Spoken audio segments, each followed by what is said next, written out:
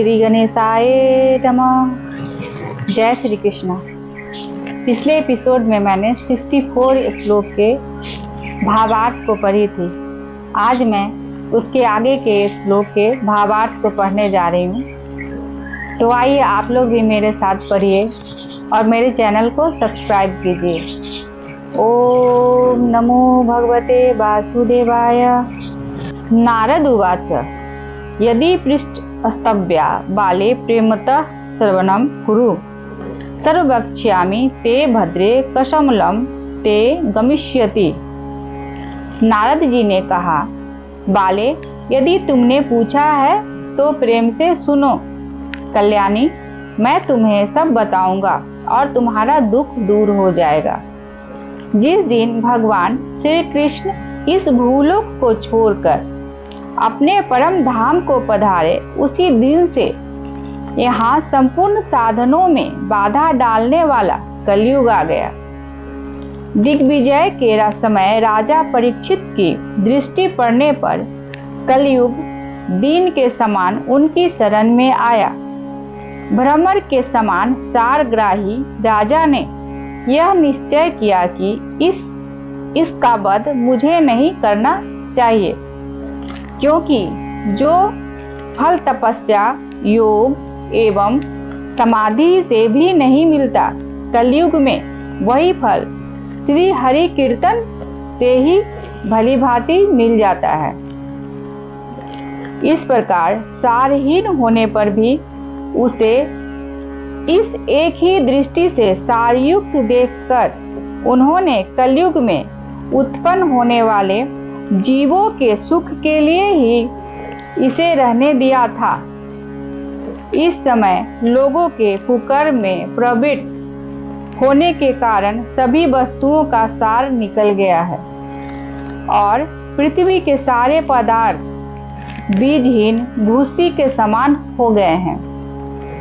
ब्राह्मण केवल अन्न धनादि के लोभवश घर घर एवं जन जन को भागवत की कथा सुनाने लगे हैं, इसलिए कथा का सार चला गया।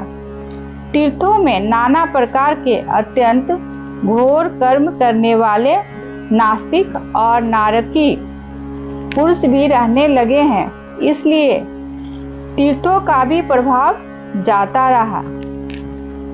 जिनका चित्त निरंतर काम, क्रोध, महान लोभ और तृष्णा से तपता रहता है, वे भी तपस्या का ढोंग करने लगे हैं, इसलिए तप का भी सार निकल गया।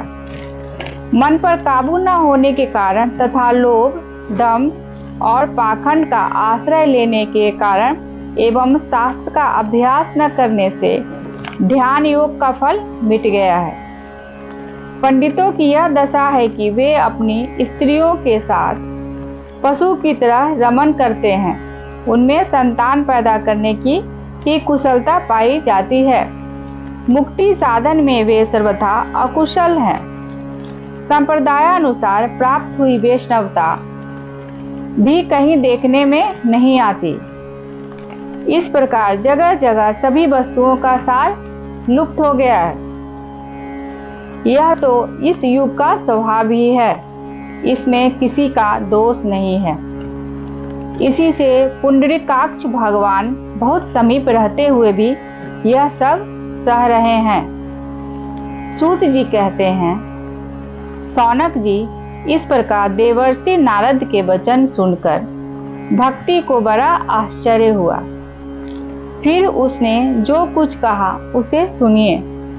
भक्ति ने कहा, देवर्षि, आप धन्य हैं। मेरा बड़ा सौभाग्य था जो आपका समागम हुआ। संसार में साधुओं का दर्शन ही समस्त सिद्धियों का परम कारण है।